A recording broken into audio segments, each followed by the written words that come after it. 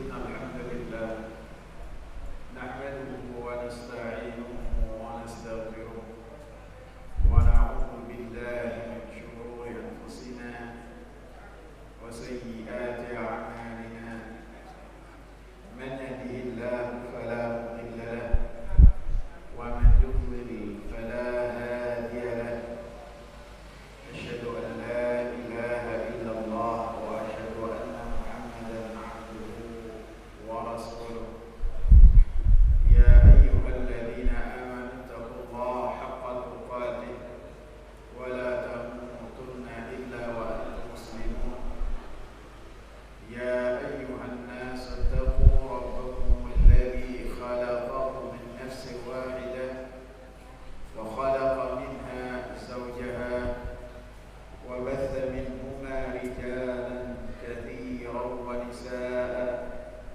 واتقوا الله الذي تساءلون به والأرحام إن الله كان عليكم رقيبا يا أيها الذين آمنوا اتقوا الله وقولوا قولا سديدا يصلح لكم أعمالكم ويغفر لكم ذنوبكم ومن يطع الله ورسوله فقد فاز فوزا عظيما أما بعد فإن خير الحديث كتاب الله وخير الهدي هدي محمد صلى الله عليه وسلم وشر الأمور محدثاتها وكل محدثة بدعة وكل بدعة ضلالة وكل ضلالة في النار اللهم إني أسألك علما نافعا اللهم إنا نسألك علما نافعا ورزقا طيبا وعملا متقبلا.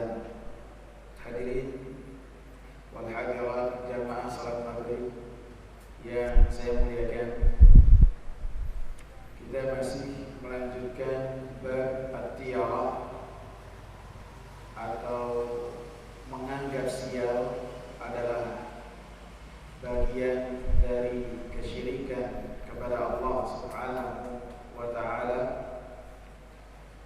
Pada pekan sebelumnya kita membahas tentang adwa, penyakit yang menular yang Rasulullah katakan la adwa.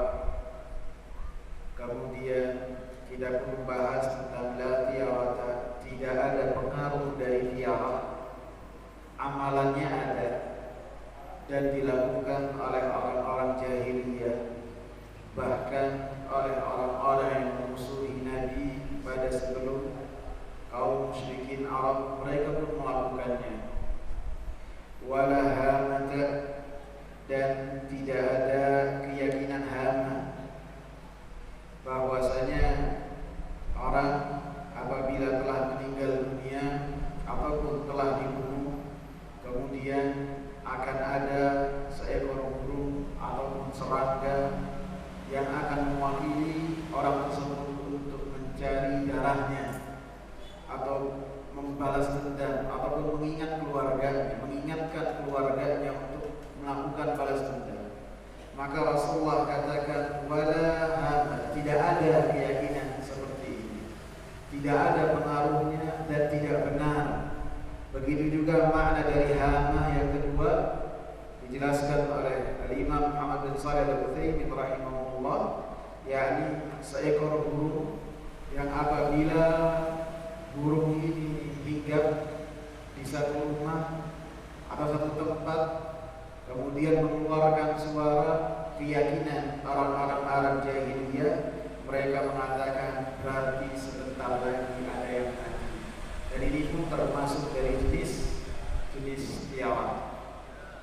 Wala safara, dan tidak ada dan suatu yang batil kata Rasulullah ketika menganggap safar itu sebagai bulan ataupun waktu yang di dalamnya adalah waktu malapetaka, waktu kesialan dan kesusahan.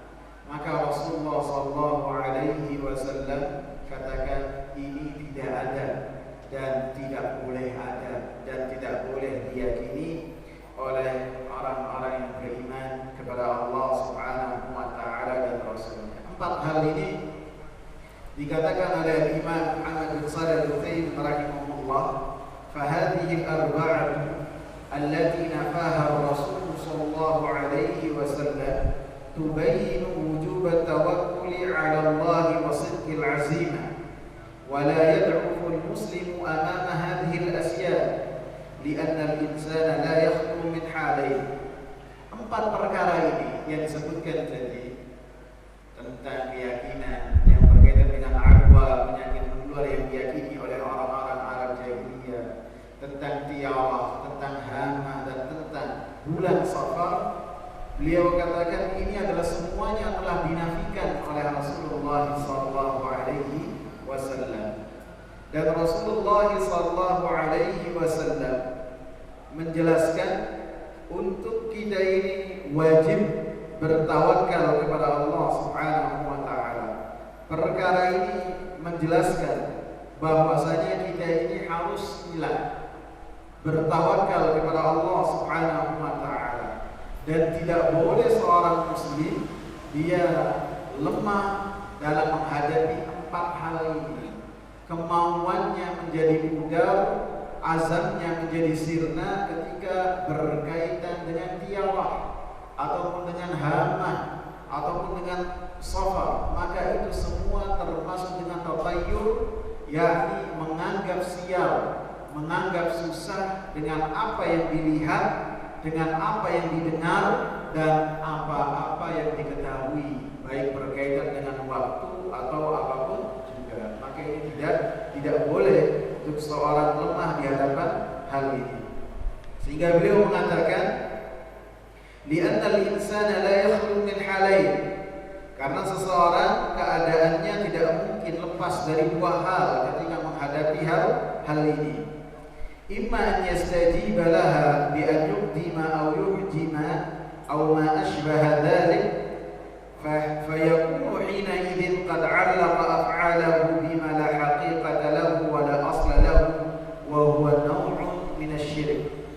Ketika seseorang, yang pertama adalah ketika seseorang memperhatikan yang berkaitan dengan tiarah atau tentang 4 hal ini, sehingga dia melaksanakan hajatnya ataupun menunda hajatnya ketika melihat hal itu semua, maka dikatakan orang-orang yang demikian maka ia telah menggantungkan perbuatan-perbuatannya dengan perkara-perkara yang tidak ada hakikat dan tidak ada landasannya, dan ini adalah termasuk dari jenis kesyirikan kepada Allah Subhanahu wa taala. Termasuk jenis dari kesyirikan. Nanti akan kita bahas kesyirikannya, apakah kesyirikan besar ataukah kesyirikan kecil. Yang kedua disebutkan oleh Imam Muhammad bin Shalih Al-Utsaimin rahimahullah, yakni seseorang tidak memperhatikan hal-hal tersebut, tidak memperhatikan, dan dia memiliki tawakal kepada Allah Subhanahu wa taala sehingga dia melanjutkan keperluannya dan hajatnya dan tidak memperdulikan tentang apa yang dia lihat, baik itu yang dia lihat kucing ketabrak ataupun yang dia lihat seseorang yang buruk rupa ketika dia akan melakukan hajatnya, maka ia tidak memperhatikan itu semua. Akan tetapi ketika ia melakukan dan melanjutkan hajatnya, masih ada tersisa di dirinya, di dalam hatinya, sedikit dari ketakutan, sedikit dari kegundahan. Artinya apa? Mungkin sebelumnya dia tidak tahu yang berkaitan dengan tiarah, akan tetapi setelah ada pembahasan dalam kitab tauhid, oh ini adalah kesyirikan dan ini adalah tidak boleh, maka ketika melihat hal-hal yang dianggap sial oleh masyarakatnya, maka ia berusaha untuk terus melanjutkannya. Akan tetapi di dalam hatinya ada rasa takut, ada rasa gundah, ada kecemasan. Jangan-jangan benar, akan tetapi dia melanjutkan dan tidak meyakininya. Maka dikatakan oleh beliau, wa hadza wa in kana ahwana min al-awwal, Dan yang jenis yang kedua ini walaupun lebih lemah pengaruhnya dari yang pertama, keadaannya lebih baik daripada orang yang masuk dalam golongan yang pertama, lakin yajibu alla yastajiba lida'i hadhihi al-ashya' allati nafaha ar-rasul sallallahu alaihi wasallam mutlaqan. Akan tetapi wajib untuk semua orang, untuk dia itu tidak memperhatikan itu semua yang telah dinafikan oleh Rasulullah sallallahu alaihi wasallam secara menyeluruh. Dan wajibnya untuk kita semua adalah berserah diri kepada Allah Subhanahu wa taala dan bertawakal kepada Allah Jalla Jalaluhu. Jadi dijelaskan oleh Imam Muhammad bin Shalih Al-Utsaimin rahimahullah, untuk seseorang tidak susah, tidak gundah, tidak cemas ketika melihat perkara-perkara yang dianggap sebagai pembawa sial oleh lingkungannya ataupun oleh masyarakatnya, akan tapi dia harus melanjutkan. Dan apabila ada kemudahan, maka kemudahannya itu harus dihilangkan. Dan bacaan apa yang akan menghilangkan kemudahan tersebut, maka akan kita bahas pada dua hadis berikutnya. Ada dua bacaan dalam kitab ini, sehingga menghilangkan sisa-sisa gundah dan kecemasan dalam hatinya dan berserah diri kepada Allah Subhanahu wa taala. Yang kemudian yang disebutkan dalam riwayat lain, dalam riwayat Muslim, Rasulullah sallallahu alaihi wasallam katakan, wala nau'a, tidak ada keyakinan yang berkaitan dengan bintang-bintang, Artinya, ini pun dari keyakinan orang-orang Arab jahiliyah, bahwasanya mereka orang-orang Arab jahiliyah ketika melihat bintang-bintang tertentu, kemudian mereka meyakininya dengan mengatakan bahwasanya ini akan turun hujan. Bahkan di antara mereka meyakini bahwasanya yang menurunkan hujan tersebut adalah bintang-bintang yang mereka yakini. Maka Rasulullah sallallahu alaihi wasallam katakan, bala nau'a, tidak ada bintang-bintang, keyakinan seperti ini tidak ada pengaruhnya. Bahkan Rasulullah sallallahu alaihi wasallam katakan dalam satu hadis, ketika di malam harinya hujan, maka Rasulullah sallallahu alaihi wasallam katakan, asbaha, bahwasanya Allah berkata, asbaha min ibadi mu'minan wa asbaha min ibadi kafira. Di pagi hari Rasulullah mengatakan, ada di hamba-hambaku, kata Allah, mereka yang menjadi beriman di pagi hari dan menjadi kufur di pagi hari. Inilah metode Rasulullah SAW ketika menyampaikan ilmu. Jadi diberikan garis besarnya terdahulu, diberikan khulasahnya, ringkasannya. Setelah itu orang-orang yang mendengarnya bertanya-tanya, kok bisa seperti itu? Kemudian Rasulullah SAW langsung menjelaskan. Di antaranya yang menjadi kafir dengan turunnya hujan adalah mereka-mereka yang mengatakan mutirna binauhi kada wa kada. Kita itu telah mendapatkan hujan karena bintang ini dan bintang itu. Rasulullah SAW katakan itu adalah bentuk kekufuran kepada Allah Subhanahu wa taala. Bahkan dikatakan oleh Imam Muhammad bin Shalih Al-Utsaimin rahimahullah, dalam kitab ini beliau mengatakan, wa fi asrina al-hadiri yu'alliqu al-maqara bid-dabt al-jawi wal munkhafidi al-jawi. Dan di masa kita kali ini sebagian orang menentukan hujan turun itu dengan tekanan angin atau dengan rendahnya angin. Jadi dengan pergolakan itu semua, mereka meyakini bahwasanya hujan turun. dan menyebutkan bahwasanya itu semua adalah proses terjadinya hujan. Padahal hujan siapa yang menurunkan? Allah. Ketika turun hujan, Rasulullah SAW menyingkapkan penutup kepalanya. Sorbannya diturunkan. Kemudian Rasulullah SAW membiarkan kepalanya langsung terkena air hujan. Ini sunnah, Pak. Sunnah. Kemudian Rasulullah mengatakan innahu hadithu ahdin bi rabbi. Air ini baru saja waktunya dengan Allah Subhanahu wa taala. Artinya apa? Allah Subhanahu wa taala yang menciptakannya.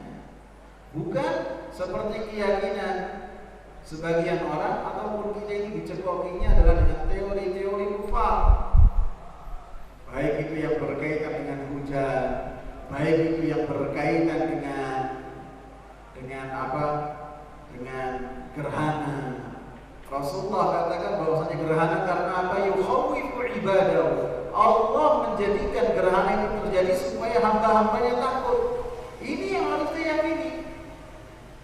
Akan tapi ketika ada teori-teori kufar yang menyebutkan bahwasanya ini dan itu, kemudian kita lebih condong kepada teori-teori kufar, sehingga hal ini menjadikan kita lebih tidak takut kepada Allah Subhanahu wa ta'ala.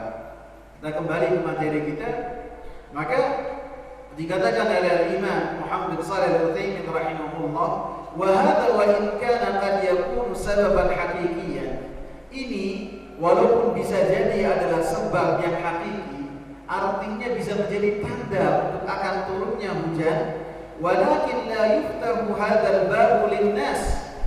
Akan tetapi tidak boleh pintu bahasan ini diberikan kepada manusia.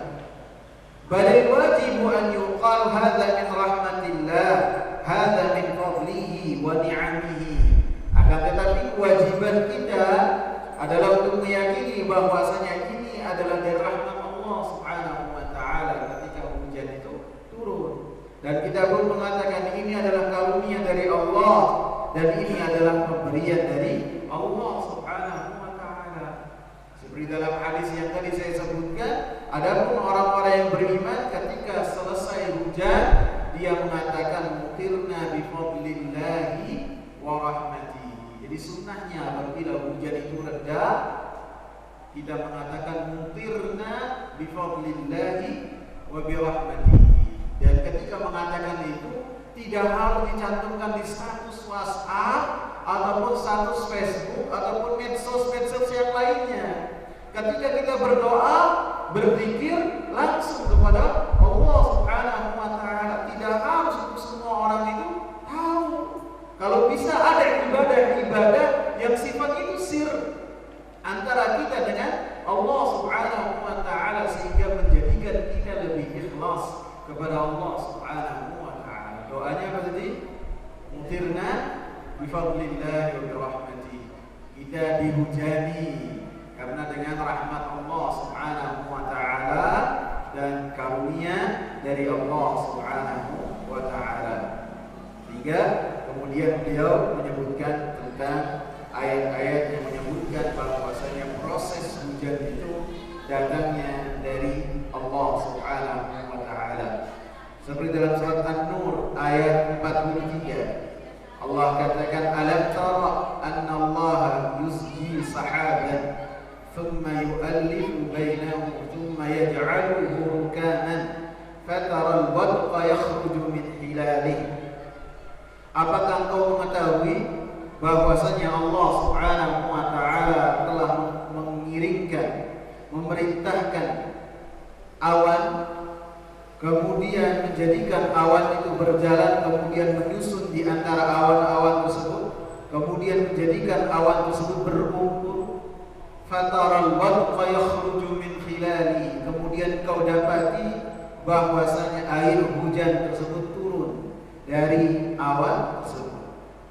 Masya Allah, Quran bahas tentang kejadian bagaimana turunnya hujan.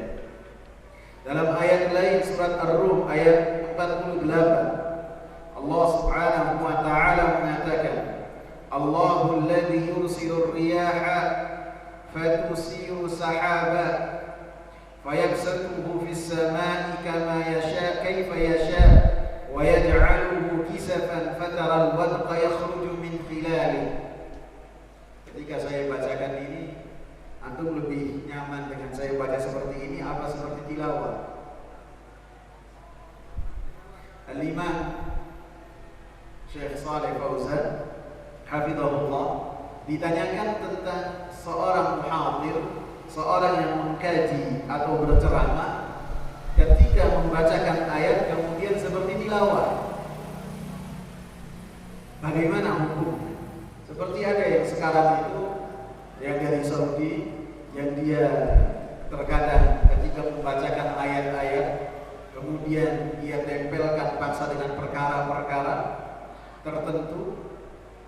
Beliau ditanyakan tentang hal ini. Seperti juga ketika saya membaca, kemudian membacanya Allahul ladzi yursilur riyaha fatuthiru sahaba, seperti itu.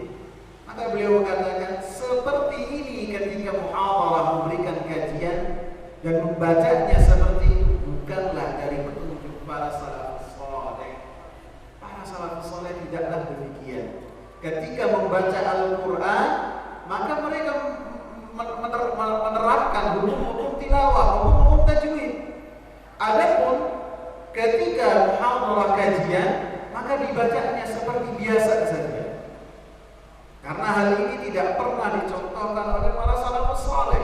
Beliau mengatakan yang demikian. Yang kedua, wathaqilun ala asma'il mukhatabin. Dan seperti ini menjadikan orang yang mendengarnya pegel, capek. Lihat ustaznya apa bacanya dengan baca digaya-gaya dengan baca dengan seperti ia dalam sholatnya, maka menjadikan orang yang mendengarnya, kata beliau, thaqilun ala asma'il mukhatabin. Orang-orang yang mendengarnya pun merasa capek, lagi susah dengan hal tersebut. Kita kembali ke pembahasan kita. Allahul ladzi yursilur riyaha fatusiru sahaba. Allah Subhanahu wa taala dialah yang mengutus angin, fatuthiru sahaba, kemudian angin tersebut menggerakkan awan, fayabsutuhu fis samai kaifa yasha, kemudian Allah Subhanahu wa taala jadikan awan itu terhampar di atas. Sama di sini artinya atas. Kaifa yasha, sesuai dengan kehendak Allah Subhanahu wa taala. Wa yaj'aluhu kisafa, kemudian Allah Subhanahu wa taala jadikan awan-awan tersebut berkumpul. Fatarul wadqa yakhruju min khilalihi, dan kemudian kau dapati air hujan keluar dari sela-sela awan tersebut. Maka beliau katakan fata'liqil matari bil munkhafadatil jawiyyah min al-umuril jahiliyah tasriful insani an ta'alluqihi bi rabbih. Maka ketika kita katakan hujan itu turun karena gerakan-gerakan angin atau disebabkan air laut terkena terik matahari dan lain-lainnya, maka ini adalah dari perkara-perkara jahiliyah yang akan menjadikan manusia berbalik dari dia bertawakal dan menggantungkan dirinya kepada Allah Subhanahu wa taala. Ini perkara yang kelima adalah la nau'a, tidak boleh meyakini adanya bintang-bintang. Nanti akan ada pembahasannya setelah pembahasan ini. Wala ghula, dan tidak ada ghul. Ghul itu adalah penampakan-penampakan. Artinya orang-orang Arab dulu pada zaman jahiliyah ketika melakukan perjalanan, mereka dapati bahwasanya jin-jin, para syaitan menakut-nakuti mereka dengan penampakan-penampakan, sehingga menjadikan mereka takut dan menjadikan mereka susah untuk melakukan perjalanan. Maka yang Rasulullah SAW katakan la ghula, artinya tidak ada pengaruh penampakan bagi orang-orang yang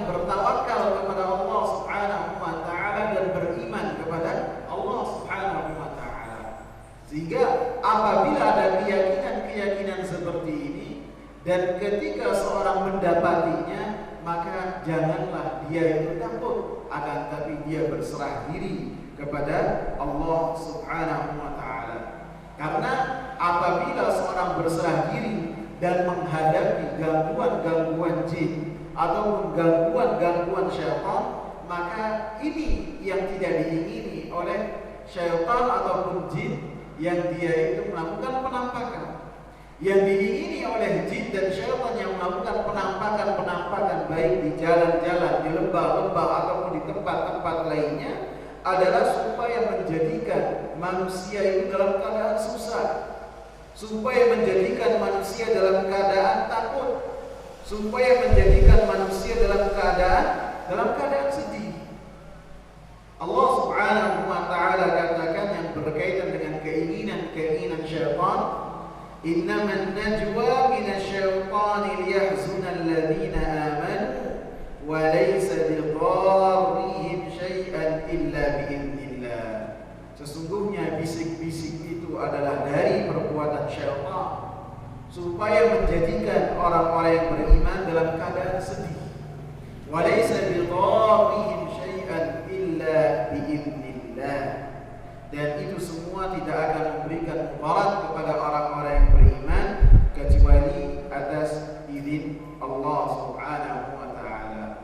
Maka itu semua tidak akan berpengaruh dan mempengaruhi kejiwaan orang-orang yang beriman ketika dia bertawakal kepada Allah Subhanahu wa Ta'ala dan berserah diri kepada Allah Subhanahu wa Ta'ala. Maka pastinya yang demikian akan menjadikan manusia tidak akan mendapatkan mudarat. Orang-orang yang beriman tidak akan mudarat dengan hal tersebut dan tidak akan menghalangi dari keinginan.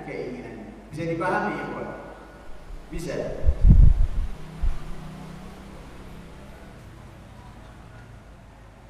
Kemudian walahuma an Anas, dan dari Anas bin Malik radhiyallahu anhu, qala Rasulullah sallallahu alaihi wasallam, Rasulullah sallallahu alaihi wasallam bersabda, la adwa wa la tiyarata. Tidak ada adwa dan tidak ada tiarah. Sudah kita bahas. Wa yujibuni al-fa'lu, dan kata Rasulullah, saya itu sangatlah menyukai al-fa'l. Qalu wa mal fa'lu, apa itu fa'l? Qal al-kalimatu thayyibah, perkataan yang baik.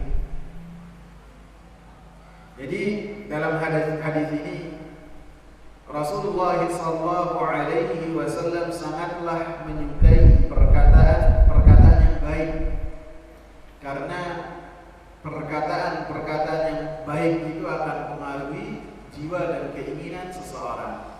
Di dalam hadis ini Rasulullah sallallahu alaihi wasallam melarang dua hal, yaitu adwa, keyakinan tentang adwa yang sudah kita bahas, dan keyakinan tiarah. Dan Rasulullah sallallahu alaihi wasallam menyebutkan tentang apa yang dibolehkan, melarang tentang dua hal, dan menyebutkan tentang satu hal yang dibolehkan dalam satu pembahasan. Maka ini adalah termasuk lagi-lagi menunjukkan bagaimana Rasulullah sallallahu alaihi wasallam mengajarkan dengan sangat baik sekali kepada para sahabatnya. Dan ini adalah cara mengajarkannya yang baik, karena semua yang dicontohkan oleh Rasulullah ketika menyampaikan maklumat ilmu, maka itu adalah cara yang baik ketika seorang menyampaikan ilmu kepada yang lainnya. Karena Nabi juga mengatakan innama bu'ithtu mu'alliman, sesungguhnya saya diutus oleh Allah Subhanahu wa Ta'ala sebagai seorang pengajar, sebagai seorang pendidik. Sehingga metode apa saja yang dibawa oleh Rasulullah sallallahu alaihi wasallam dalam menyampaikan, maka yakinilah itu termasuk dari perkataan Rasulullah, wa khairul hadyi Haji Muhammad. Sebaik-baik petunjuk adalah petunjuk Nabi Muhammad sallallahu alaihi wasallam, termasuk dalam menyampaikan ilmu kepada orang lain. Kemudian dari penyampaian Nabi sallallahu alaihi wasallam, maka Rasulullah sallallahu alaihi wasallam menyebutkan sesuatu yang dilarang dan menyebutkan sesuatu yang dibolehkan. Dan ini juga termasuk dari metodenya Nabi dan metodenya Al-Quranul Karim. Al-Quranul Karim disebutkan oleh Allah Subhanahu wa Ta'ala sebagai mathani, sebagai dua hal yang berbilang, dua hal yang diulang-ulang. Artinya dua hal yang diulang-ulang disebutkan, salah satu maknanya mathani itu adalah bahwasanya dalam Al-Quran Allah Subhanahu wa Ta'ala menyebutkan, ketika menyebutkan tentang surga, maka setelahnya Allah Subhanahu wa Ta'ala menyebutkan tentang neraka. Jadi dalam waktu yang bersamaan, sehingga dalam diri seseorang itu ada harap dan ada rasa takut kepada Allah Subhanahu wa Ta'ala. Ketika membahas tentang orang-orang kafir, maka setelahnya Allah Subhanahu wa Ta'ala bahas tentang orang-orang yang beriman dan orang-orang yang bertakwa.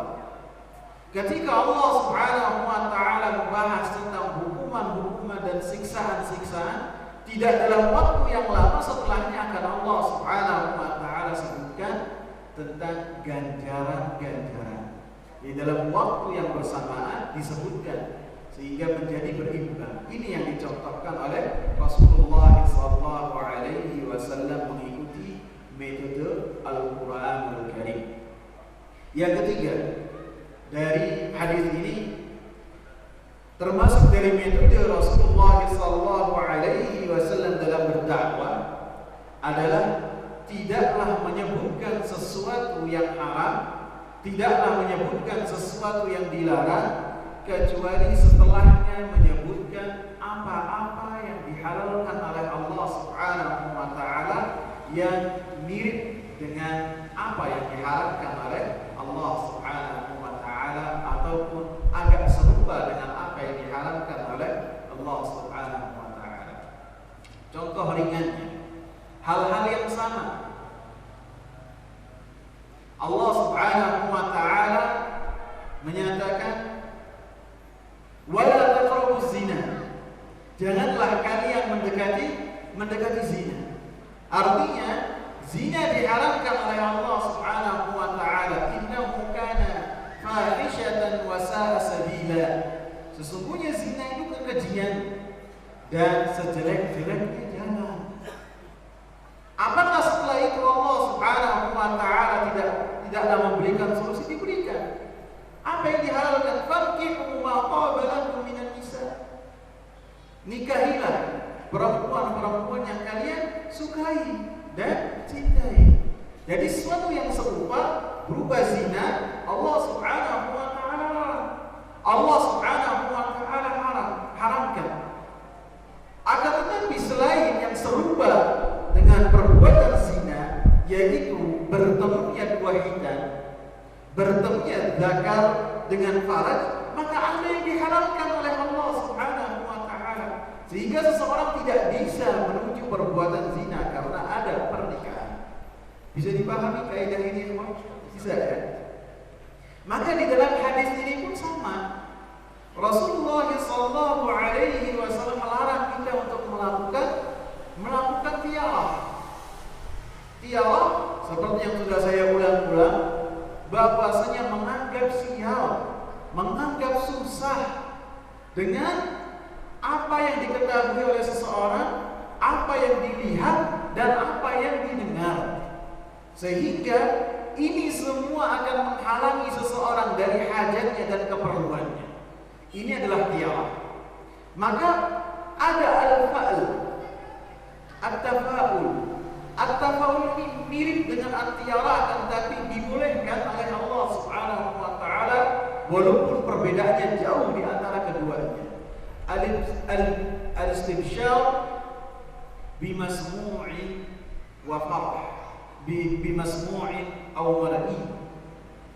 Seseorang merasa bergembira, merasa berlapang dada dengan apa yang dilihat dan apa yang didengar. Seseorang bergembira dan berlapang dada dengan apa yang dilihat dan apa yang didengar. Agak mirip ya? Masih bingung belum? Saya sebutkan contohnya ya. Contohnya adalah disebutkan contohnya ketika Rasulullah SAW dalam peperangan Hudaybiyah atau lebih tepatnya perjanjian gencatan senjata pada kejadian Hudaybiyah pada tahun 6 Hijriah. Maka pada saat itu adalah umrah pertama yang akan dilaksanakan oleh Rasulullah SAW dan para sahabat. Setelah peperangan, beberapa peperangan, setelah 3 peperangan besar antara kaum muslimin dan orang-orang musyrikin Mekah, dari Badar, perang Badar pada tahun kedua Hijriah di bulan Ramadan. Terus perang apa lagi yang besar saja, bukan yang kecil-kecil. Terus perang Uhud tahun berapa? Tahun 3 Hijriah di bulan Syawal. Kemudian perang apa lagi yang besar? Perang Khandaq. Perang Khandaq di bulan 5 Hijriah di bulan Syawal. Maka ini adalah 3 peperangan besar yang korbannya banyak. Apalagi di perang Badar, orang-orang musyrikin banyak sekali yang mati, bahkan pemuka mereka, sehingga dendam mereka sangat besar. Kemudian pada tahun ke-6 Hijriah di bulan Dzulqa'dah, maka Rasulullah mengabarkan kepada para sahabat bahwasanya beliau tawaf di Ka'bah. Anda bayangkan, setelah 6 tahun orang-orang muhajirin tidak balik ke kampung halamannya, tidak melihat Ka'bah yang biasanya mereka dengan mudah bisa tawaf mengitarinya, maka mereka kangennya luar biasa. Maka pada saat itu mereka pun langsung mengiyakan ajakan Rasulullah SAW karena mimpinya Rasulullah itu wahyu dari Allah Subhanahu wa Ta'ala. Maka melakukanlah perjalanan ke kota Mekah sebanyak 1.400 orang, para sahabat. Kemudian mereka pun sudah memakai ihram. Begitu mendekati Hudaybiyah, maka orang-orang musyrikin Quraisy mempersiapkan pasukan untuk menghadang Rasulullah SAW dan kaum muslimin. Kemudian Rasulullah SAW utus kepada mereka Utsman ibn Affan, karena Utsman ibn Affan ini adalah termasuk idolanya orang-orang musyrikin. Orang-orang musyrikin mereka sangat cinta sekali kepada Utsman, sehingga ketika yang pertama kali diutus Umar bin Khattab ke kota Mekah, pada saat itu Umar bin Khattab mengatakan, "Ya Rasulullah, saya tidak mempunyai penolong di sana. Keluarga saya itu, kerabat saya akan membiarkan saya ketika saya menghadapi kesusahan di sana." Maka Rasulullah SAW langsung beralih kepada Utsman dan memerintahkan Utsman untuk mengabarkan kepada orang-orang Mekah supaya mereka tahu bahwasanya kedatangan Rasulullah cuma ingin umroh saja, ingin umroh dan tidak melakukan peperangan, dan mengabarkan kepada orang-orang musyrikin bahwasanya 1.400 orang yang datang ini tidak bawa senjata perang. tidak memakai baju besi perang, tidak memakai perlengkapan perang, cuma memakai senjata yang senjata itu biasa dibawa oleh orang-orang Arab ketika mereka melakukan perjalanan. Bukan untuk perang dengan perang yang besar, bukan untuk menyerang kota Mekah, mengabarkan. Maka begitu Utsman sampai kota Mekah dan mengabarkan, maka seperti perkataan Umar, Utsman disambut oleh orang-orang musyrikin, oleh orang-orang kafir, disambut dan dipersilakan untuk melakukan tawaf.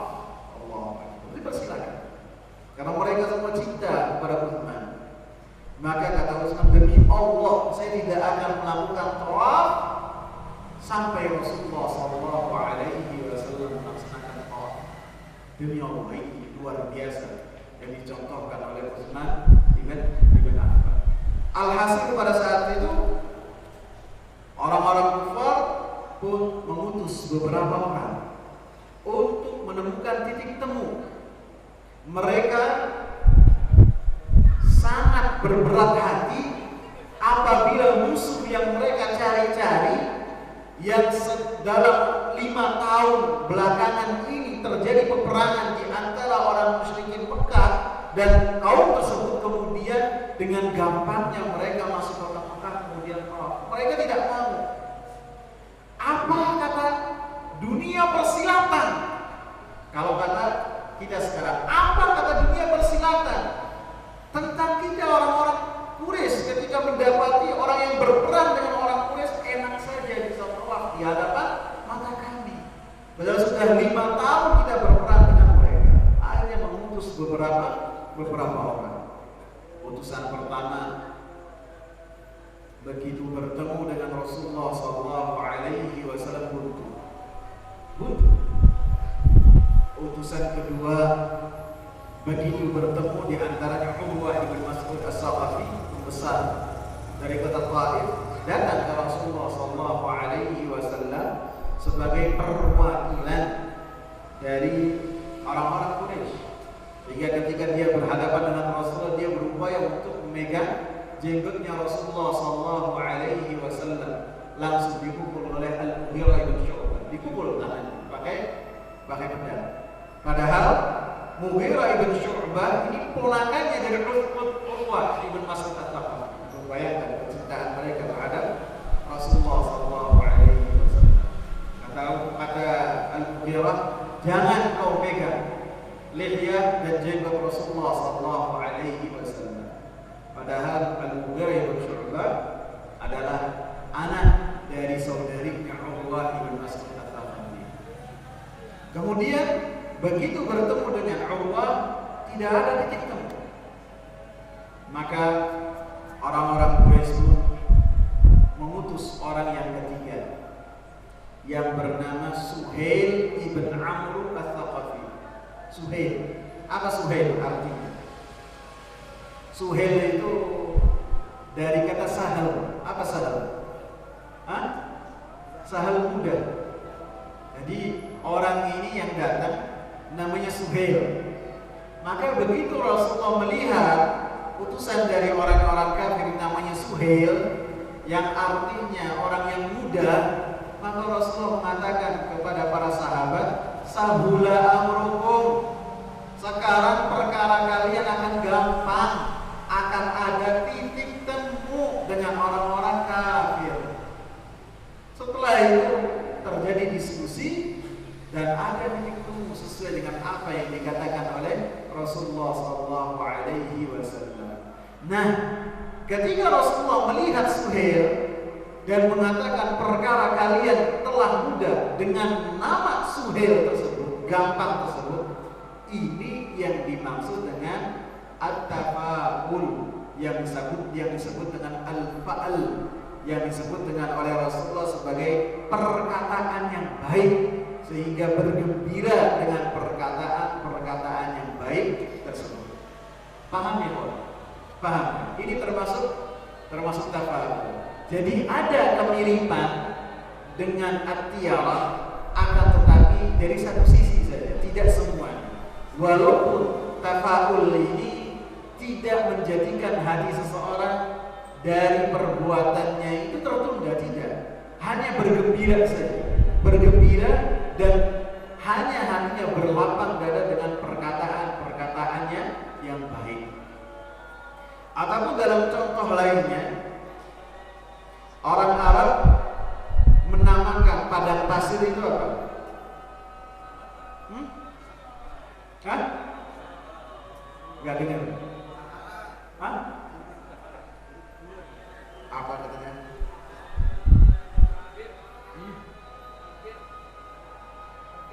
Al-bir, al-bar, tempat al-bar.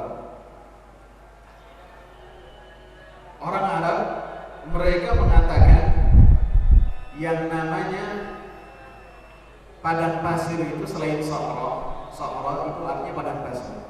Disebut juga mafazah. Mereka kalau menyebutkan padang pasir itu mafazah, yang artinya keselamatan.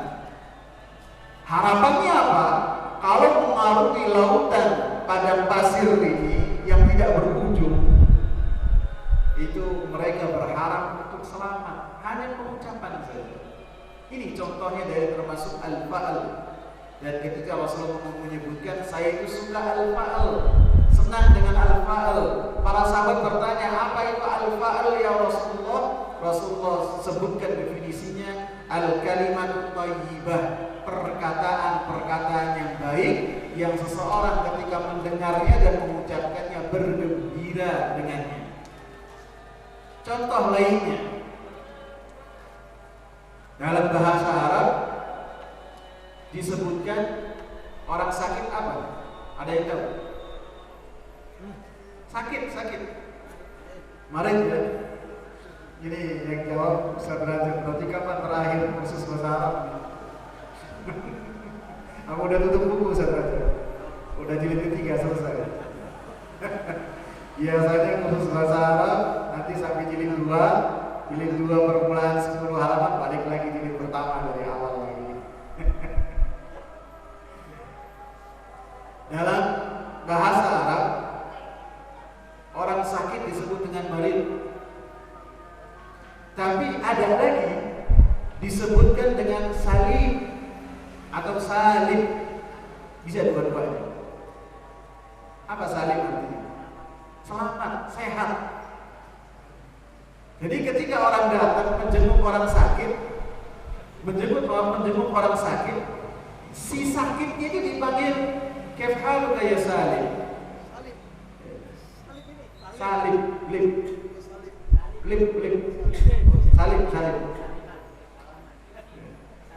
Bukan selamat bukan perjabatan, bukan.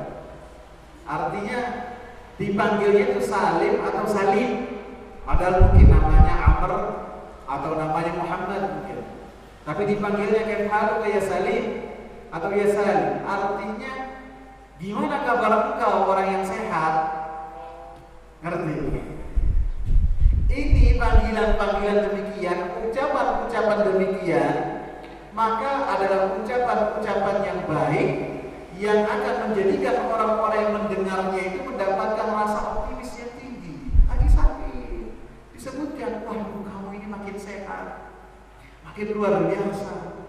Maka orang itu akan bersemangat. Ini yang dimaksud dengan al-fa'al, perkataan yang baik yang Rasulullah SAW katakan bahwasanya Rasulullah SAW menyukai yang namanya al-fa'al, perkataan yang baik, dan Rasulullah menafikan tidak ada tiarah, tidak ada dampak dan efek tiarah menganggap sial kepada hati orang-orang yang beriman kepada Allah Subhanahu wa taala dan kepada Rasulnya.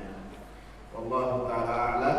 Insyaallah pada pekan berikutnya akan kita lanjutkan hadis dari Uqbah ibn Amr atau dari Urwah ibn Amr yang membahas tentang apa sih yang dikatakan oleh seseorang ketika hatinya sedikit terpengaruh dengan tiarah. Apa? Karena tadi saya sebutkan atau disebutkan oleh Imam Muhammad bin Shalih Al-Utsaimin Orang itu ada yang ketika melihat tiara dia langsung terpengaruh sehingga meninggalkan hajatnya. Ada orang yang dia berusaha untuk melanjutkan dan tidak terhalangi dengan anggapan-anggapan sial tersebut, akan tetapi di hatinya ada sedikit dari kegundahan dan rasa takut. Nah, untuk menghilangkan kegundahan dan rasa takut tersebut, apa yang harus dia baca dan lakukan? Maka insya Allah akan kita lanjutkan pada pertemuan yang akan datang. Subhanakallahumma wa bihamdika, asyhadu an la ilaha illa anta, astaghfiruka wa atubu ilaik. Assalamu